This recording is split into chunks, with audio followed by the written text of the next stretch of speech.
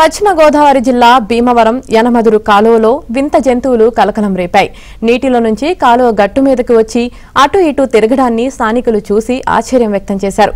ఇవి కొత్తగా కనిపించడంతో వాటి గురించి చర్చించుకున్నారు. ఇవి ఎక్కడి నుంచి వచ్చాయో వీటి పేరేమిటో తెలియదని స్థానికులు చెబుతున్నారు. అయితే వీటిని నీటి పిల్లులుగా పిలుస్తారని కొందరు చెప్పారు.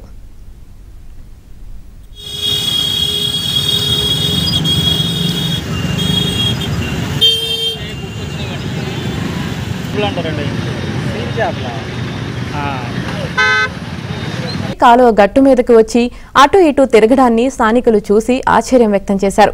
ఇవి కొత్తగా కనిపించడంతో వాటి గురించి చర్చించుకున్నారు. ఇవి ఎక్కడి నుంచి వచ్చాయో వీటి పేరేమిటో తెలియదని స్థానికులు చెబుతున్నారు. అయితే వీటిని నీటి పిల్లులుగా పిలుస్తారని కొందరు చెప్పారు.